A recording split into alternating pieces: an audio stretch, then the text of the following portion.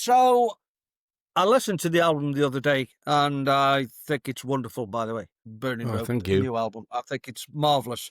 Really, really good. So explain to me how you came to recording the album and how you got the people. I know that the people that are on the album with you have been friends of yours for a long time, and they've also been in Catfish at different stages. So explain to me the beginnings of Burning Rope. Well, it took a long time to decide that I wanted to do anything at all, or that I could do anything at all. And after Matt passed, and there's obviously no Catfish without Matt. And eventually I decided that I did want to do some music somehow, that at the end of the day, you are a musician and a musician plays music. And I still felt I had some music to give. And Adam, who is a bass player in Catfish, has been since 2017, felt the same. He wanted to carry on and do something. Mitch, who's on drums, was the depth drummer for Catfish for about the last 18 months of the band or so. So we'd all played together a lot. Alex is on guitar. Alex has got his own band, the Alex Boise Band, and I produced their last album, and so that's kind of how we got together. And Alex also stood in for Matt at one of the benefit shows, which Catfish was supposed to play, one of Matt's benefits, but he was hospitalized.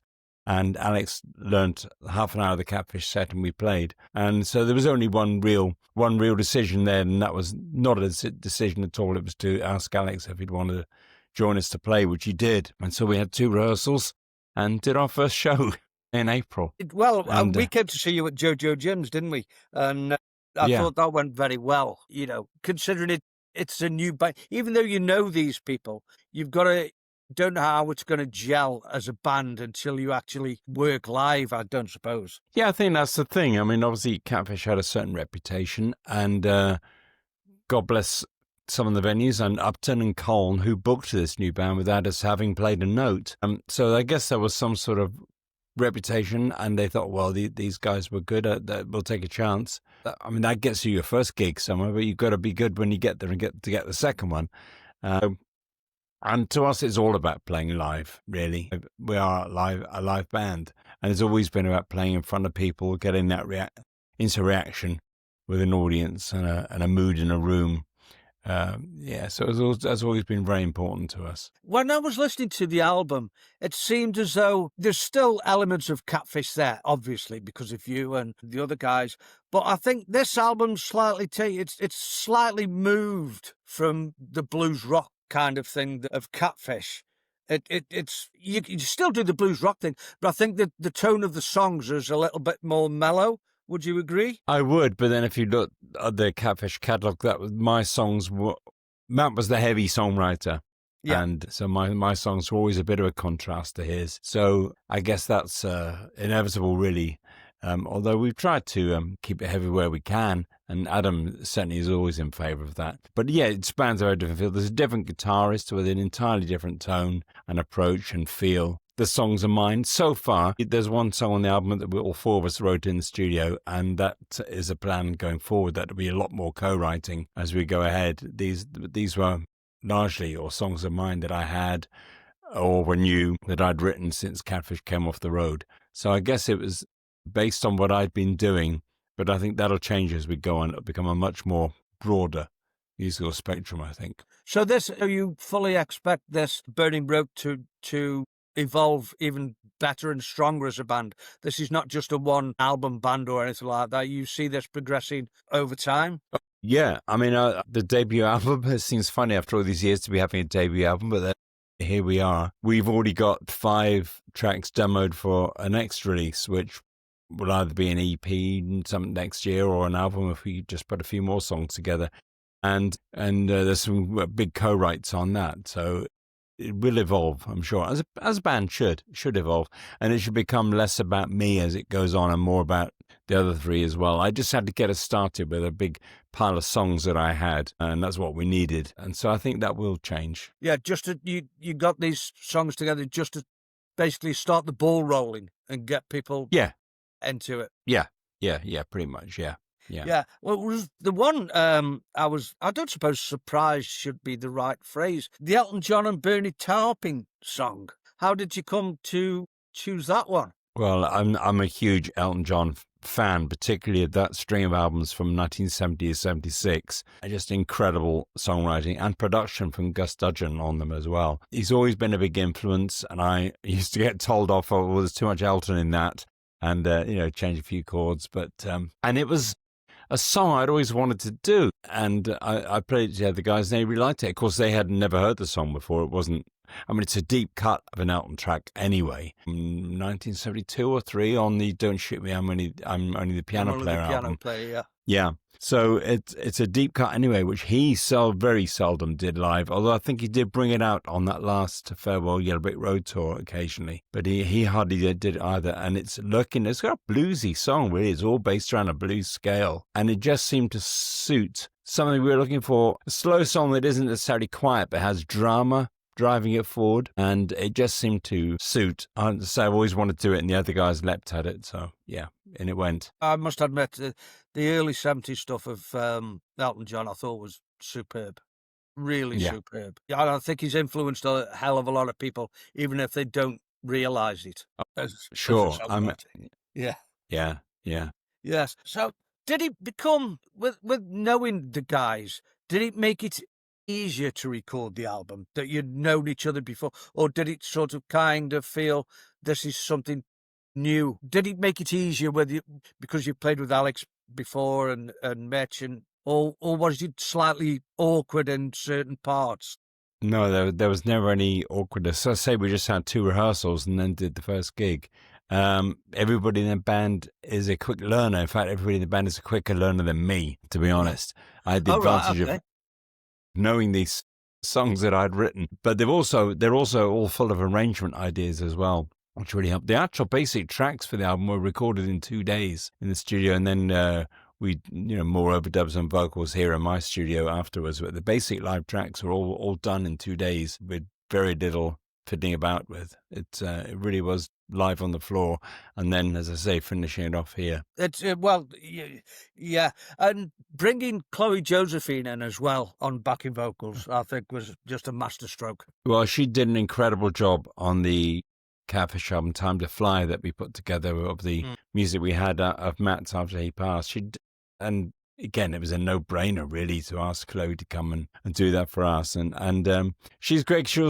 I'll go there with a few ideas, saying, I can hear this kind of thing, Chloe. And she'll go, yeah, that's fine, but how about this, and how about this, and how about this? And she's not just a session singer who does what you tell her to do. She comes with ideas, and that always goes down a treat with me. Somebody wants to bring ideas to the party, because it's not my way's the highway with this at all. And on songs like Now More Than Ever, the first track on the album, which I play guitar, everybody was surprised to know I was a guitarist before I turned to the keyboards. She came on with some ideas up, which totally changed it. And on Rise Up as well, the little background vocal idea she had there has turned into a big audience call and response thing. So she's really lifted the material she took part in. Very grateful to her. She's certainly very gifted. I mean, I've been a big fan of Brave Rival from the very first moment I clapped my eyes on them. There was a part of it sounded a bit Pink Floydish with you and with her on the backing vocals. And was that deliberate, or is it just me thinking outside the box? No, Pink Floyd are another band that are deep in my DNA and in Adam's as well. And so I'm always really chuffed when somebody says they can hear anything of Pink Floyd in what we do. And there are a couple of songs where I made that assumption then. There are a couple of songs where that feel really comes through, I think. Anyway, and Before the Landslide, you get that slightly behind the beat drum with that ride cymbal, and that's a Nick Mason drum feel. Yeah. And I can't help but then go for the Rick Wright organ sound and let Alex play over it. So yeah, I don't mind that being spotted in the least. Well, when I heard it, it took me straight back. It reminded me of the Dark Side of the Moon stuff. There was similarities there, and that's what it made me think of. This sounds Pink Floyd-ish. And I was really pleased myself that it was sounding like that. I'm even more pleased now that you totally agree and you were happy with that. Yeah, very happy, very happy. And particularly that Dark Side, Wish You Were Here era. Although Adam and I are big fans of Animals, which is a kind of overlooked album of Floyd as well. We play that one a lot on the road when we're touring, actually. Yeah. Yeah, I think them 3 albums, or especially Dark Side and Wish You Were Here, defined the 70s for me. Yeah. Them two albums are just timeless. We're old enough to know the world before those albums were released and went to Well, buy them yeah, on the day yeah. they were released, wondering what they would sound like. Well, yeah. Well, they've certainly stood the test of time anyway. So the songs that you wrote, most of the songs on the album are written by you. Yeah. Did you find it really difficult, I'm phrasing this right, really difficult when you were writing about Matt? Was it difficult for you to emphasize what you were feeling and put it to the band? There are two songs on the album that are about me and Matt, and there was going to be a third, and I thought, no, that's too many, and I rewrote the lyric for it. Before the Landslide was a particularly hard one, and I used to find it difficult to sing when we started doing it. I've got a bit more used to doing that now, and I'll always dedicate that one to Matt. It is about the last year or so of his life and how we all interacted with it. Life in Reverse comes from a conversation I had with somebody we were talking about, Matt, and he said, look, there's nothing you can do. You can't go backwards. You just got to keep on moving, keep going forward somewhere. You can't live your life in reverse. And I said, I'm stealing that because that's a song title. And so that became that song. Before the Landslide is a deeply personal lyric to me, and it took a long time to write. I wrote most of it before Matt passed, and he didn't want to hear it.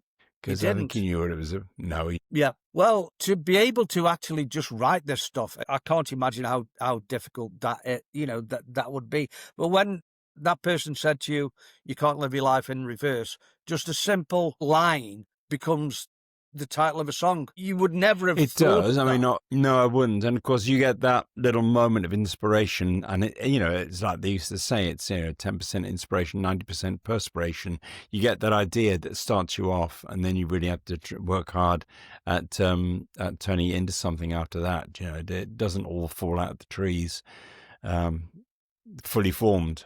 I do have to work at stuff.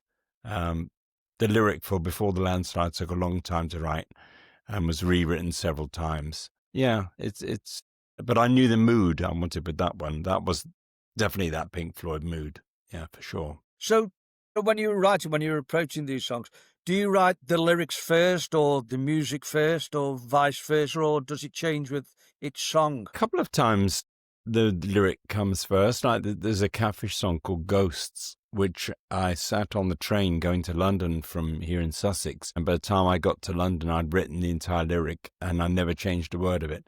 That's extremely rare. Normally there's some musical ideas going on which take you in a direction. And I will go back and I'll rewrite. And sometimes the first verse and chorus comes easy and then you think, well, yeah, but that's not a song. So the rest of it you have to work out for a bit longer. I do spend a lot of time on the lyric, and then sometimes I'll just hear a record on the radio and I go, why do I spend so much time on lyrics?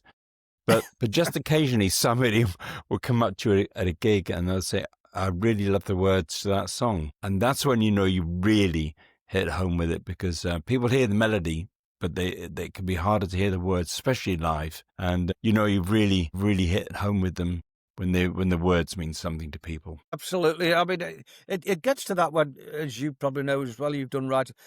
When I'm trying to write something, sometimes you think, I can't think of the right things to say. And then, I'll walk away from the laptop, come back, have a cup of tea, come back. Then all of a sudden, you're in a totally different frame of mind. And then the words just come. Do you find that? Yeah. I do. And it's also my big fear of finding myself down cliché alley. Joe Bonamassa said to me once that the words of the blues can often take a well-worn path. And I think that's something to be aware of too, is to try and steer clear of old tropes and that sort of thing. I often say to people when they're writing songs, you have to write what you feel. Go along to particularly blues conventions, because I can't sing a blues convention. I can't sing about cotton fields and plantations and government mules and 40 acres. I've got to sing about my life and what I see around me. Some of my songs are stories and not all personal. That would be, there'd be a lot to foist on somebody. Some of them are observational stories, but they're observations and stories about my life and my blues, if you like. I don't think we can borrow too much from elsewhere. It's the music is a melting pot that has now been going for over 100 years and taking on influences from left, right, and centre as it's gone on. And I think that's as it should be. Yeah, I totally agree. I mean, as big a blues fan as you are and as big a blues fan as I am, I couldn't write about, like, say, working in the cotton fields because I've never experienced that. Or we've never experienced the horrors of that kind of lifestyle. But you get an idea, but every blues song can't start with "I woke up this morning," can it? You've got to have a different take on things. Yeah, I think so. Yeah, I always thought if I wrote a book, I would have to say like my life in the blues or the blues, well, how it's affected me, not how it's affected people 90 years ago. How it's touched me now. Yeah.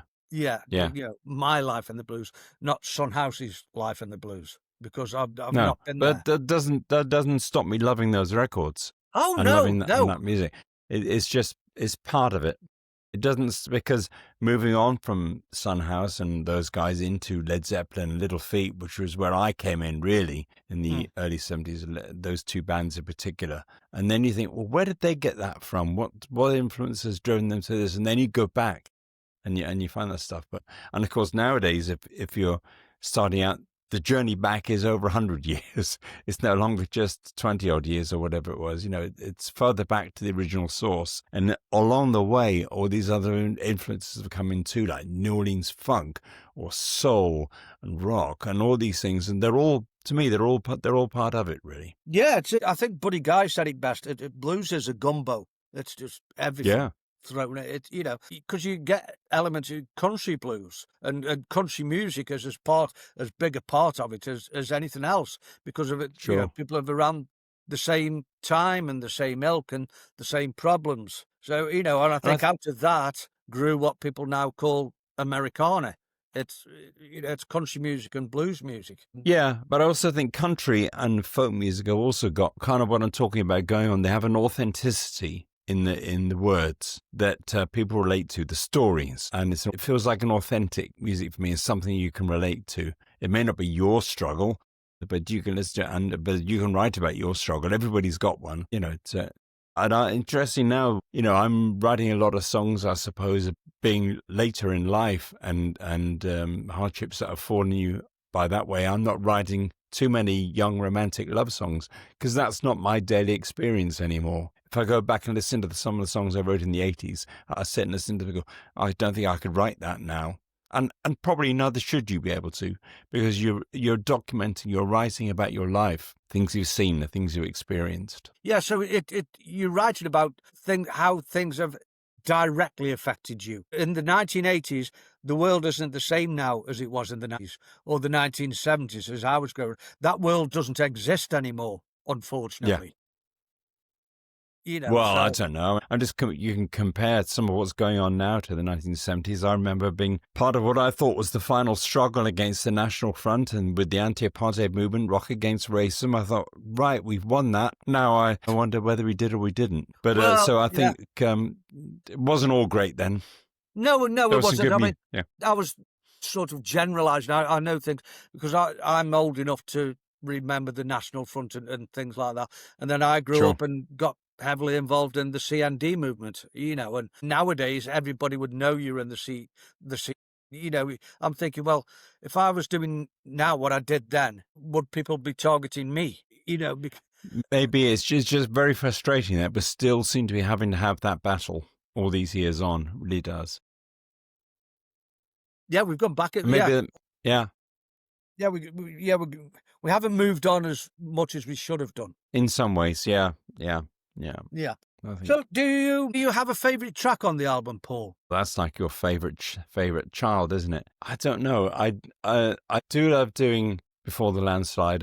Now I'm finding a way to sing it. I love the mood it creates. It's also interesting doing Something's Got to Change Part 2, which is one of the more proggy ones that we co-wrote at the end, because it's a sign of how I hope we're going in the future with more of us writing. And I don't sing all the songs either, and I think Alex sings the first song on the record, and Adam sings. Nobody knew Adam sang, and he takes the lead vocal as well. So these are all, to me, pointers of how we'll go in the future. I don't know, favorite songs. I don't know really. I do love doing For the Landslide, and I love doing things like Rise Up, because that's the one which has this audience call response in it now, which seems to be going down well with people. Well, yeah, it certainly went down well when we came to see you. Do you have enough material as yet for a second album? We got 5 songs demoed, 4 of which originals, a somewhat surprising cover, which I won't say what it is, but and I think the Pink Floyd angle will be spotted again in one song where we're co-writing, which is at the moment something like 12 minutes long. So it's turning into a big Genesis-y, Pink Floyd-y, bluesy epic at the moment, which is a big sort of my life story song in the lyric. So there's five done there, ready to record. But I think we'll get this record out first, and then we'll turn our attention to it. Possibly in the new year, and go in the studio and do some proper recording. We've done rehearsal demo recordings of these 5.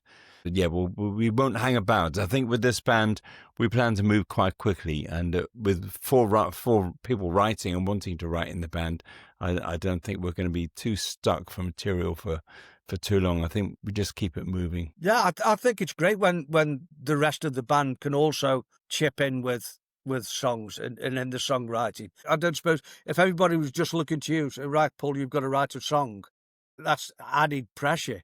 But when other people are bringing their ideas as well, I think that's, I think it just helps the band, the more songwriters. Yeah, absolutely. I mean, if I get a writer's block, somebody else won't have one, So you just need somebody else to spark you up with some ideas sometimes, and then you're off and running again yourself. But for this song, I was talking about this at the moment, 12-minute thing. I've never written so many words ever for something. But then I suppose you would, if you wrote 4 3-minute songs, you might have a similar number of words. Yeah. But yeah. Well, it's going to be interesting how that comes out. There again, that goes back to the highlights of Pink Floyd and Genesis. Those type of songs were almost expected on stuff like, The Lamb Lies Down on Broadway and albums such as that, Yeah. Type. I mean, those albums like that are deep in my musical DNA. And actually in Adam's too. He did quite a study of 70s prog when he was at music college and did his dissertation on it. So it's interesting to hear his point of view, because of course I lived through all that. I bought those records when they came out new. He's looking at it as a whole piece and going back and cherry picking what he likes out of it. It's an interesting different angle he's got to it to me. But it's funny how he come like Animals. He got my interest in Animals Floyd album again, because I hadn't heard it for maybe 20 years. They said, play Animals, and now it's like a monthly play in the car. It's interesting how the stuff comes back to you. It is, yeah. You've just reminded me now. I might have to dig that out myself. But going off the subject, it was my birthday last week, and I had some money, and last night I've been tracking this album for a long time, and I've treated myself to David Gilmour, the Live at Pompeii vinyl box set. Oh, yeah. Yeah. Well, so last week we went up to London to the BFI IMAX cinema at Waterloo to see the premiere of the new David Gilmour live in Rome at the Circus Max. What it's a concert movie. You know what you're going to get, but it's the most breathtaking concert. Pompeii is great too, but move on to the Circus Maximus one as well when you get a moment, because that is stunning. Yeah, I'm looking forward to the Live at Pompeii. I just think he's just got one of the sweetest tones of guitar I've ever heard. Oh, beautiful. Yeah, absolutely beautiful. Yeah. Do you think, would you sort of put him as one of your biggest influences as a musician? I mean, I'm no lead guitarist, but the feel he creates around music and some of the playing he does is it's a melody. It's not just a solo of notes. It's got a beginning, a middle, and end. It tells a story. And interestingly, when he plays live, he'll start off with a little signature lick of the solo, so you all know what it is. And then he'll just go somewhere different. But always telling the story. Is never a meaningless little avalanche of notes coming at you. It's always going somewhere. And that's what I like about it. Yeah, he's, like I say, long-term favourite of mine. Do you think there would be a Burning Rope live album in the future, do you think? Yeah, I think so. I mean, a couple of studio records first, for sure, because it might give an opportunity for some of the songs we play live that won't go on album because they're covers or they're old songs, but it might give an opportunity for some of those to see the light of day. It's not top of the list at the moment, but I think it's certainly something we might come to. The live album is not really what it was in the 70s or 80s, almost an obligation. And then it became the concert DVD, didn't it? So I don't know whether people will sit and listen too much to a live album now without pictures. The pictures seem to be to rule at the moment. But yeah, it's something we'll come to, I think, at some point. Yeah. Double gatefold sleeve, obviously. So I'm sure they won't. One other one in the crowd, I saw you do it when we saw you at Jojo Jim's, and it was Tainted Love. Now, I think your version of Tainted Love is far closer to Gloria Jones's version than obviously what Soft Cell did with it. Yeah, I guess that was more than the approach. We also slowed it down. And that's what Adam sings. Adam wanted to do it. Yeah. And Adam being Adam, he wanted to interpolate a bit of the recession of Rage Against the Machine's Killing in the Name in the middle. So you have Tainted Love with Rage Against the Machine. So a medley bit in it, which can take you by surprise if you're not expecting it. But yeah, it's a bit slowed down and different range, but definitely the Gloria Jones was the inspiration rather than Soft Cell for sure. Yeah, I think it's a great track, and I've obviously heard Gloria Jones do it. I've heard one or two other people do it, and I've heard you do it now, and it's great to have that everybody's not trying to just do the original. Do you know what I mean? It's great that there's different versions of it. So it's not just churned out like you sometimes get with songs like that. Yeah, I think if you're going to do it, you've got to bring something different to it. I think also with this band, the idea is that we will do the odd cover of a famous pop song or soul song, whatever it is, but really turn it inside out and do something with it. We won't play them forever. We'll probably change it and bring different ones in, but there might always be something like that, which might catch a few people by surprise and make it interesting for us to do as well. Well, I really hope you do, because especially if it doesn't start off the same as what people are expecting, then you get some people where you go, oh, I wasn't expecting that, sort of sneak into it without everybody go, oh, it's going to be this or oh, it's going to be that. Sneak into it, sneak up behind it. That's what I'm trying to say.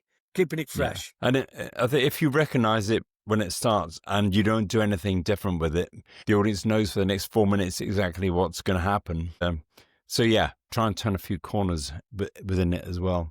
And we're doing it out of love. You're doing it because you love the song. It's not, it's done out of respect and admiration for the original as well. Yeah, well, long may you continue. Well, thank you so much, Paul, for spending a Saturday afternoon with me. It's been great to chat to you again. The album's fantastic. I really enjoyed every track.